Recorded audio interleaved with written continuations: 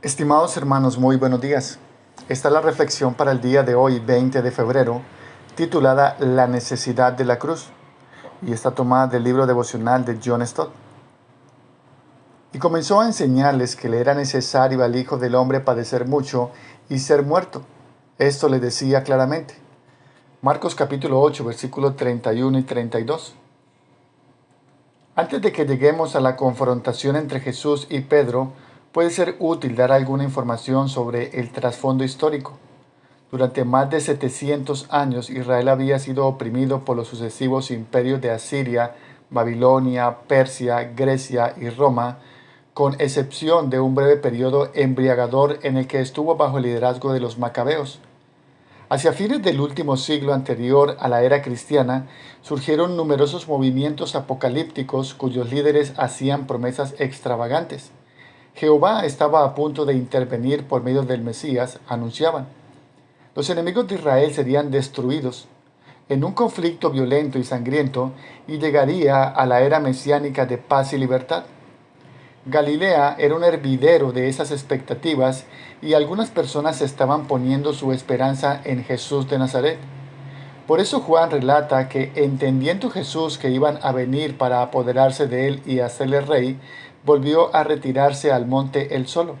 Ver por ejemplo Juan capítulo 6 versículo 15. Jesús no había venido para ser alguna especie de Mesías por la fuerza. Por eso les ordena mantener silencio. Pero ahora, una vez que Pedro había confesado a Jesús como el Mesías, los discípulos debían estar dispuestos a aprender acerca de los sufrimientos del Mesías. Entonces Jesús comenzó a enseñarles que le era necesario al Hijo del Hombre padecer mucho y ser muerto. Además, les hablaba en forma directa y abierta. No había necesidad alguna de guardar silencio. Pedro escuchó horrorizado y luego estalló: Señor, en ninguna manera esto te acontezca. Ver por ejemplo Mateo capítulo 16, versículo 22. Él seguramente estaba familiarizado con la figura del Hijo del Hombre que se presenta en Daniel capítulo 7, a quien se le daba dominio, gloria y reino. Ver por ejemplo Daniel capítulo 7, versículo 14. A fin de que todas las naciones lo adoraran, ¿cómo era posible que el Hijo del Hombre sufriera? Era una contradicción de términos. Por eso Pedro fue lo suficientemente imprudente como para reprender a Jesús, y ahora Jesús lo reprendía a él. Quítate de delante de mí, Satanás, dijo. El mismo Pedro que había recibido la revelación divina, ahora se había convertido en objeto del engaño satánico. Todavía hoy a veces la voz de Pedro ahoga la voz de Cristo, porque muchos como Pedro niegan la necesidad de la cruz.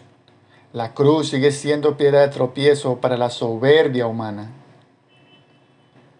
Para profundizar y ser alentado puedes continuar leyendo Marcos capítulo 8, del versículo 31 al versículo 33.